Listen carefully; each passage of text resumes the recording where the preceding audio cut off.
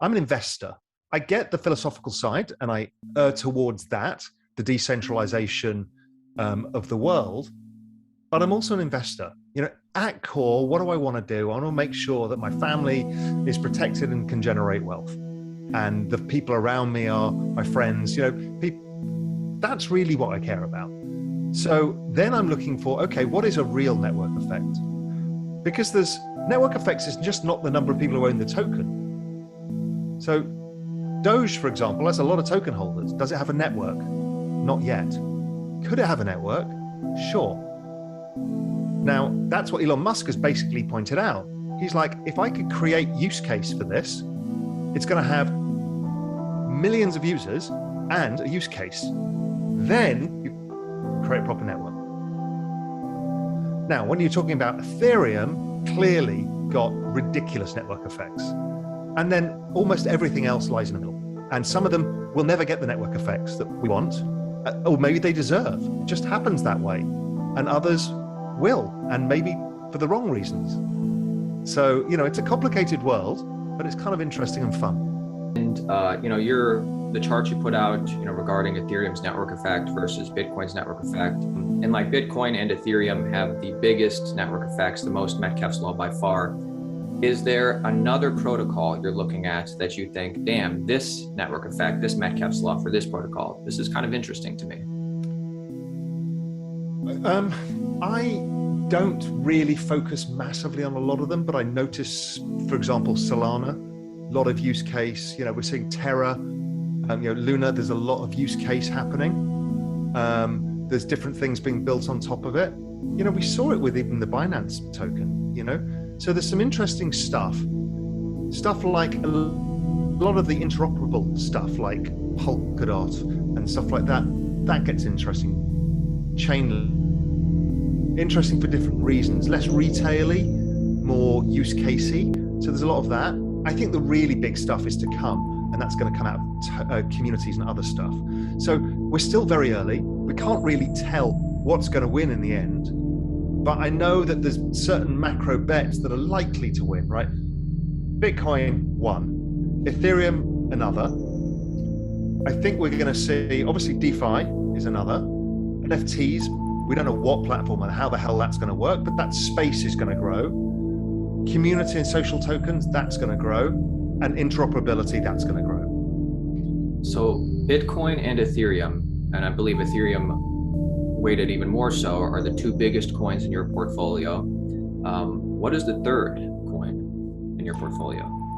Interesting enough, how I did this was I chose Bitcoin and Ethereum, and I switched. I started with Bitcoin, I then added Ethereum, I then switched. Then I just did an equally weighted basket of a bunch of all the other protocols, DeFi, other stuff.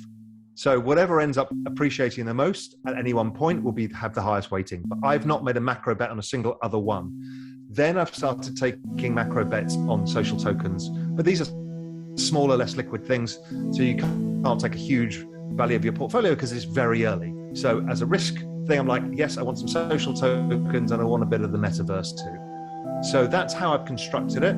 So I don't have any difference in weighting in my head between Cardano, Polkadot, Aave, any of this stuff. And they're all different things, different use cases. I mean, I don't do it with the S&P 500. I'll just buy the market if I'm trying to express the market view. Would you mind sharing some of those smaller tokens you own, or if you don't want to, that's perfect. I try not to do on the small stuff because you get accused of being a shill. Okay. Right, and for sure. And then it just makes my life more complicated on social media because people think I've got an axe to grind, and that everything I say is then about driving my own bags. So I don't do that, and I've been pretty honest and said, like, people say, well, what about X, Y, Z? I'm like, yeah, I own it as part of a basket, so I don't really care about it, but I'm watching it and I'm interested in it, but I don't really care. I really care about Ethereum. I really care about Bitcoin. And I really do care about the social stuff, but I won't talk about what I'm doing in it because I don't want to be that guy. That's fair. Believe me, I get it. I want to zoom out more of a bigger picture. For a new cryptocurrency investor, what's maybe the biggest piece of advice you would give somebody entering the crypto space today? The piece of advice is, what do you want out of it? What are you looking to do? How old are you? What is your risk tolerance? Are you looking to learn? Do you want to figure out how markets work and this looks interesting to you? Well, then decide, okay, in that case, don't go all in. Just put a bit of money in and get a feel for it.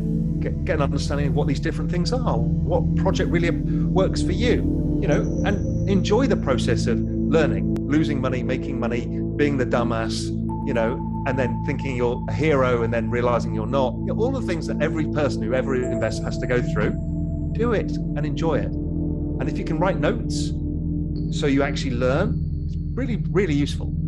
If on the other hand, you're saying, okay, what I want to do is I want to get exposure to this space because I want a long-term investment. I want to build a significant thing like I would have done to my 401k or in addition to my 401k, then that's a different conversation.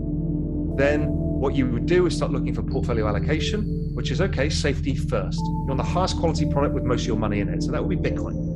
And then you probably want Ethereum, a decent size because the network effect and its use cases are so enormous. And then after that, you start thinking like I'm thinking. It's like, what do I know about the next part of this? Do I have any informational edge? Do I just buy the Bitwise 10 and just do that? Is that a smarter way of getting that investment? Probably.